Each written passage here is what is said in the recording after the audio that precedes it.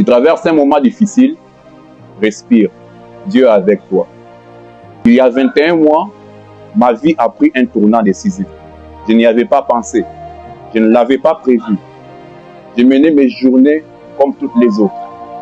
Et puis tout d'un coup, tout a été basculé. Un maudit accident m'a ôté ma mobilité. 21 mois maintenant, jour pour jour, je me bats. Je suis devenu un homme d'hôpital. Je me bats avec la médecine et ça promet. Dans cette grande lutte que je suis en train de mener pendant tous ces temps, j'ai retenu des choses vraiment très capitales. Parce que Dieu s'est approché de moi, il m'a parlé, il m'a appris comment traverser les épreuves. Il m'a appris quelles sont les attitudes à prendre pour traverser les épreuves. C'est pourquoi je suis là. Je souffre sûrement, mais je reste positif. Je suis là, je reste en bonne santé. Si on baisse la caméra, vous verrez que j'ai un fixateur à la jambe. Mais je reste tout joyeux, je reste serein. Parce que je mets en place les attitudes à prendre quand tu traverses les épreuves. Vous n'êtes pas obligé de passer par des moments de grandes fractures comme moi. Mais qu'importe les épreuves que vous traversez, ces attitudes peuvent vous aider. Alors voici les 7 attitudes que vous pouvez adopter quand vous traversez les épreuves.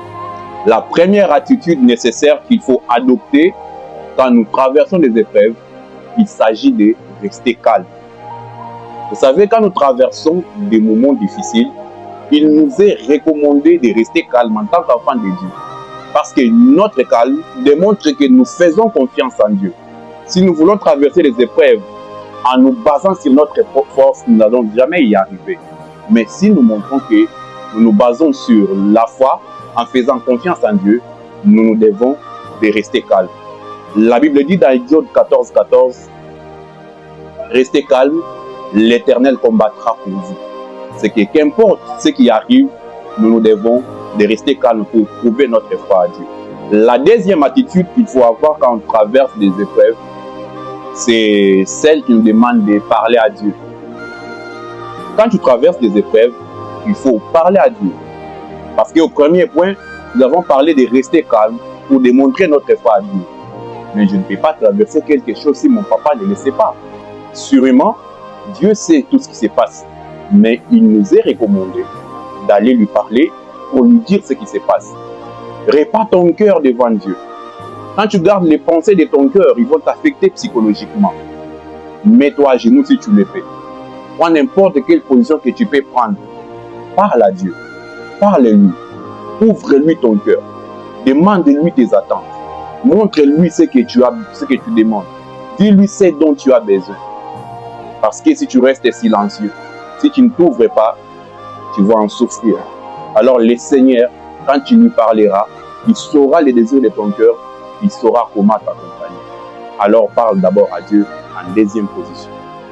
Psaume 119, 105 dit, quand tout est sombre, je me tiens à ta parole.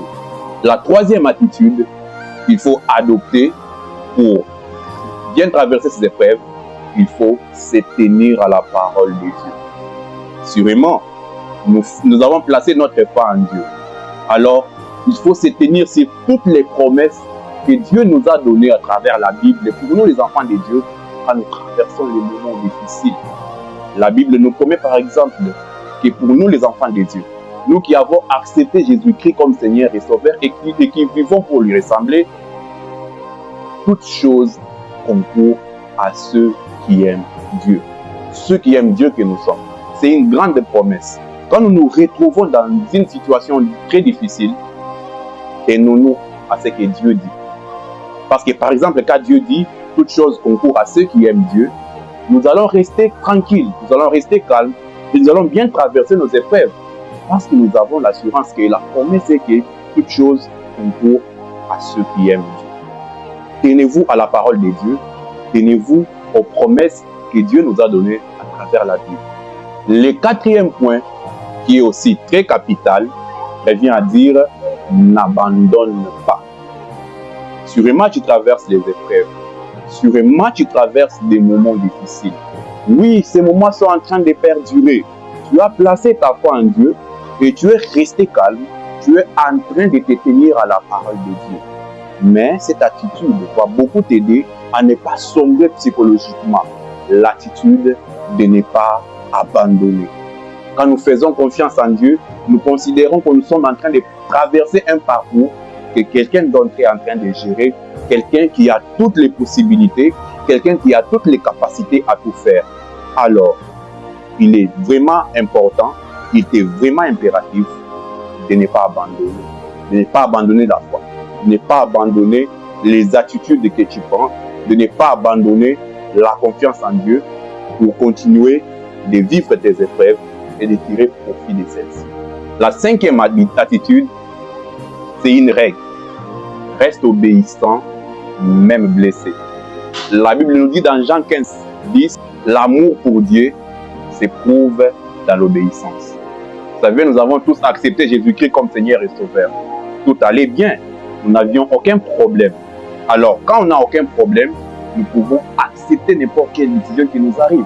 Nous pouvons accepter que nous aimons Dieu. Nous pouvons accepter que nous sommes obéissants à Dieu. Mais c'est dans des situations difficiles, c'est quand nous traversons des grandes épreuves que notre obéissance à Dieu et notre foi sont mises en route, sont mises en épreuve. Alors, pour pouvoir l'éprouver, c'est pendant les moments des épreuves. Le cinquième point, la cinquième attitude revient à rester obéissant à Dieu. Restons obéissants à Dieu, mes frères et sœurs. C'est vraiment important.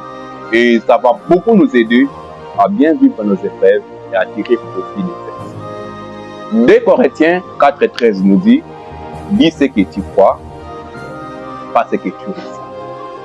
Alors, la sixième attitude, c'est la plus importante aussi, qui va nous aider à traverser nos épreuves avec grand courage, avec grande joie et à tirer toutes les leçons que le Seigneur a prévues.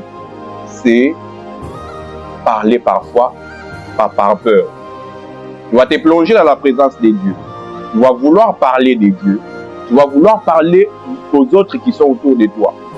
Ne parle pas de tes peurs. Ne parle pas de ce que tu penses que ça va t'arriver. Parle de ta foi. Répands-toi avec foi. Je vais vous donner une petite illustration. Quand les gens viennent me voir, ils pensent qu'ils vont me trouver en train de pleurer, en train de chialer ou de m'apitoyer sur mon sort. Quand ils arrivent, ils sont choqués de me trouver tout confiant, tout joyeux, en train de les motiver. Parce que moi, je parle foi. Je ne parle pas peur. Des fois, ça ne va pas bien. Des fois, j'ai des moments difficiles que je suis en train de traverser. Même des fois, ça s'est empiré. Il y a dernièrement, j'attendais une 11e opération. C'était pire. Mais quand les gens venaient me voir, moi, je ne parlais pas de peur. Parce que je sais que la Bible nous dit, nous marchons par la foi. Nous ne marchons pas par la vue. 2 Corinthiens 5, 7. Sachant que je marche par la foi et non par la vue, je ne vois pas ce qui se passe. Qu'importe comment c'est compliqué, je me tiens à ma foi. Quand les gens viennent me voir, je leur dis, je crois que Dieu va faire. Je crois que la fin sera victorieuse. Alors toi aussi, parle foi. Ne parle pas peur. Ne dis pas aux gens, j'ai peur que ça se complique. J'ai peur que ça finisse mal. Tu as placé confiance en Dieu.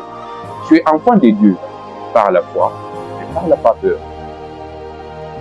Et enfin, la dernière attitude pour bien traverser cette épreuve, c'est de patienter avec espérance.